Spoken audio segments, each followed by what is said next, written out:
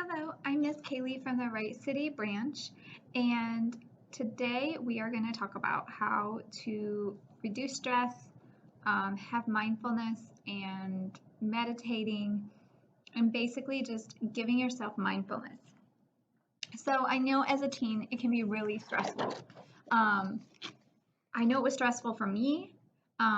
You're going to school. Sometimes you might even have a part-time job on the side. You have sports, you have extracurricular activities, and it can be a lot to deal with. And whatever home life you have, it can be a lot. Um, and even now, because when I was in high school, I didn't have social media or anything either. So I think now even all that can take its toll on you. So we're going to talk a little bit about what you can do to we're going to talk a little bit about what you can do to de-stress and to promote mindfulness. So if you visit your local branch, there will be some pamphlets you can pick up, and those are first come, first serve. So in your pamphlet, you'll have stapled together here, you're going to have a self-care monthly calendar. So in this self-care calendar, it's going to take you through Monday, Tuesday, Wednesday, Thursday, and Friday, something to do each day of the week. And this is for 4 weeks. And I'll go over a little bit of what it says to do in here.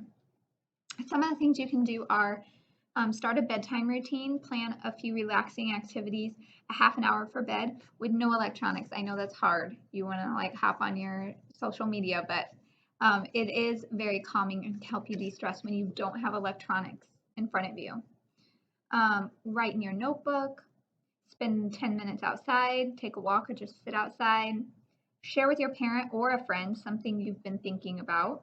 Write down 2 things you're thankful for in your life. Drink only water today, or a sparkling drink like LaCroix or bubbly or something like that. So there's a lot of different things. One of them even is spend time with the friends face to face or talk on the phone, not just texting. Draw, color, doodle, play a board game with your siblings or friends or loved ones. So there's a lot of great activities to do, and this will all really help your self-care. Especially those breaks, like 10 minutes outside, like that can do wonders. So that's going to be in everybody's packet. There's also a list of activities for you to do, and I'm going to go over those in a minute, but they're going to be in your packet as well, 20 things. I also have an emotion grid exercise. So you think about recent situations that made you feel these different emotions, and you jot down what made you feel that way and why. So it's a really great exercise for your emotions. And then on the back of your emotion exercise, we have a goal setting worksheet, which is great, especially when you're going to get started on this 1-month self-care practice. So you're going to write down your goal, whatever that goal may be, and then you're going to write down what steps you need to take to achieve this goal, at least 3 steps. What do I want to accomplish with this goal? How long will it take to reach this goal? And what help do I need? Or who can help me achieve this goal? So it's really great to have your goals in mind as well. And then you're also going to get a growth mindset conversation cube. So you can put that together and you roll it when you're with friends or family. And it's going to have conversations like, what is a skill you would like to improve? What frustrates you, and how can you make it easier for yourself? Different things like that. So you're going to get a packet of that. You're also going to receive a clear quartz crystal. What's really great about these is they can really help you when you want to meditate. I know meditating sounds like a lot of work. It sounds like it's going to take too long, or you don't have time, or you're too tired or sleepy.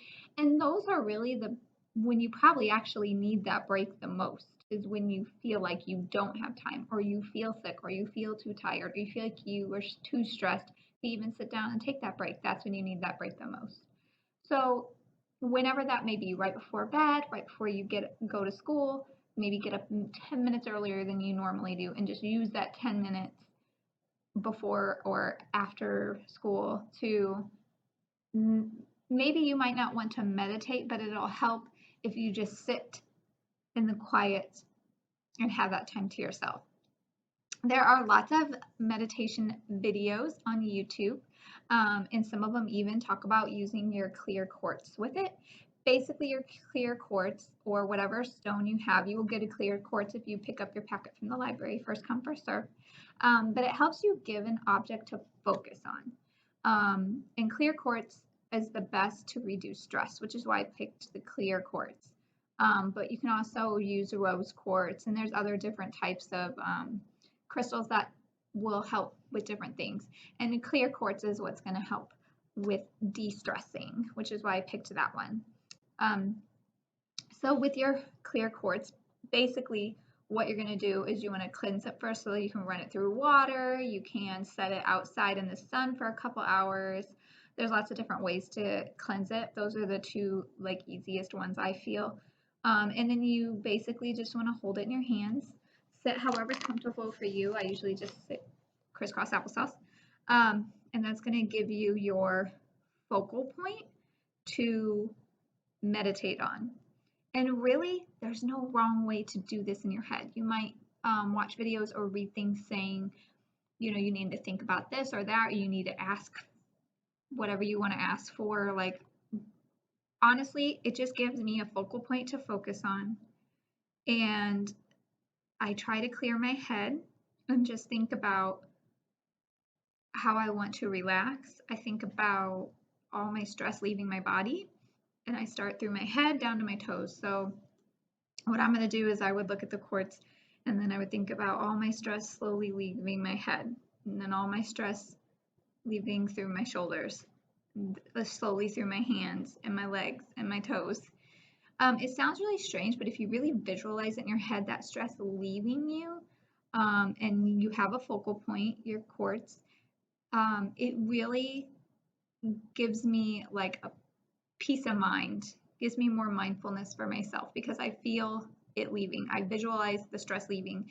And even if you're doing it for 5 minutes, just sitting there quietly focusing and visualizing your stress leaving, it can really make you feel better. I always feel like a weight's been lifted off me after that. So along with this video, a few links will be posted with it on a couple of meditation guided exercises you can watch through YouTube. And of course, you'll get your clear quartz along with your packet. Okay, so we're going to go ahead and go over a few things, activities you can do. Now that we talked about self-care, let's look at some concrete self-care activities for you. And here are 20 self-care tips for teens.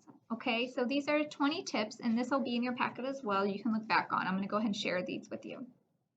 Share your troubles with a parent or a mentor, such as a teacher, a youth pastor, a coach, some sort of mentor.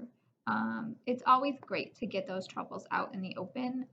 You don't always have to carry those yourself. Get enough sleep at night by having a consistent bedtime. I know that can be hard when you have a lot of extracurricular activities or you're focused on homework or a test you're studying for, or whatever it may be. But if you try to make sure you have that consistent bedtime, that really helps. Give yourself social media breaks where you don't look at any social media for an hour or a whole afternoon. I know that can be hard. That can be hard for me. And I know it's probably really hard for you guys, especially when probably all your friends are on there and you're so used to being on it all the time, every day, and you want to see how many likes you have on your videos or whatever it is. It can be hard, but having that break does a lot for your mental health.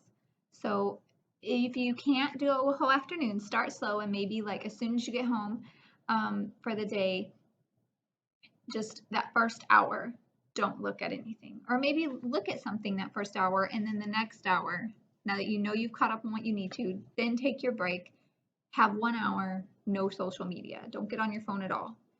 Read a book, do your meditation, go outside, go for a walk, do something that really, really helps. Making a list of everything you have to do and identify what needs to be done next. I have to have lists or I won't get anything done. So I know that's really helpful for me. Spend time with those friends that are truly encouraging to you, face to face or on the phone. So not just text, face to face or on the phone, like we've already discussed. And make sure they're the friends that you truly are encouraged by. I know a lot of times we want to hang out with certain people that might not be the best people for us to hang out with. And it's best, just make time for those true friends of yours. Release relationships that you feel drained or that you're not, or that you aren't good enough for. If you feel like you're not good enough for that person, or you feel really drained even trying to be in this relationship with that person, it might be a good idea to just release that relationship, not on a bad note, but maybe just, focus more on those friends who you aren't going to feel drained or stressed out with. Be careful how you talk about yourself and drop those overly negative statements. If you think or talk about yourself in a negative way, that's going to bring you down as well. So always make sure you think about and talk about yourself in a positive light. Make time to eat breakfast to get your metabolism going and care for your body. Even if you don't have time to sit down and eat breakfast, maybe like a protein shake or something, that's a lot, usually what I do, or a protein bar. That just really helps your body overall. Limit the amount of sugar you eat. Set simple guidelines like no more than 3 sodas a week, or no more than so many candy bars a week, or whatever your favorite sugary thing is. That's really hard for me too because I love chocolate. But what I've done this year is I quit drinking soda. Every once in a while I might have one here and there. I quit drinking soda. I drink sparkling water like LaCroix or bubbly instead. Pay attention in class. You are already there, so use the time wisely by listening and taking notes. I know sometimes that might be hard, especially if you have, certain friends in there or certain people are in there. Read a good book. Ask your librarian, hi, for help, or your friends for recommendations.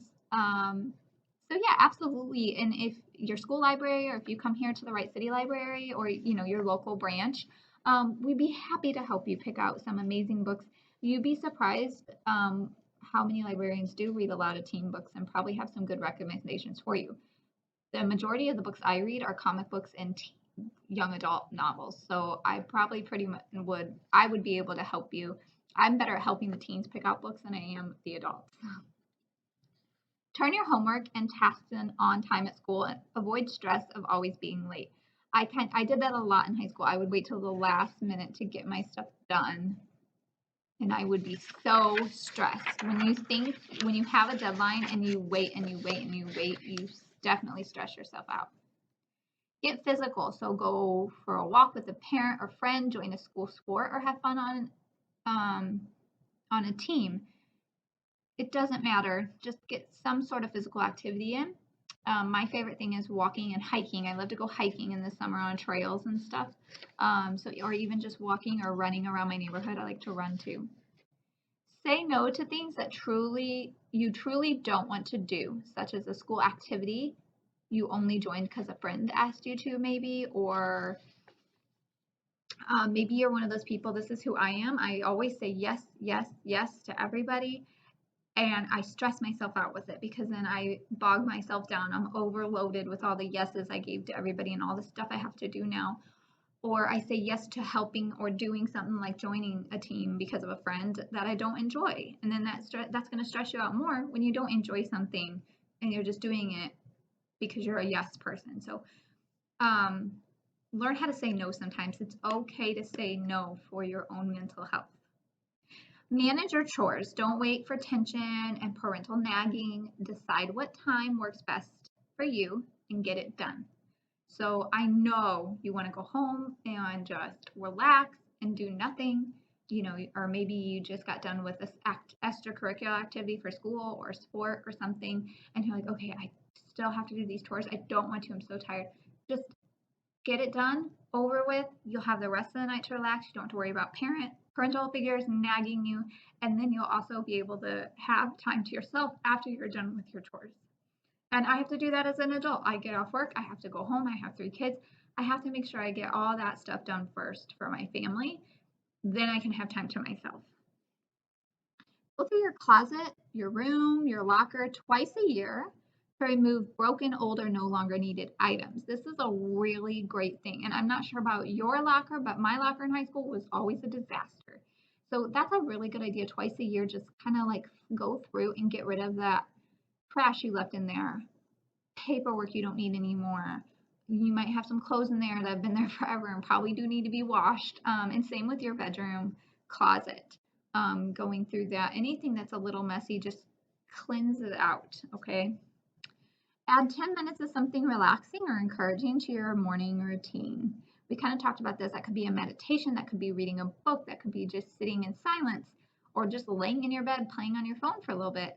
We don't always like electronics, but if that will calm you down and help you get ready to go for the day, have at it. Set specific and measurable goals for yourself. Break them into areas such as school, summer, personal goals. And there is our goal sheet on here too, so make sure to use that.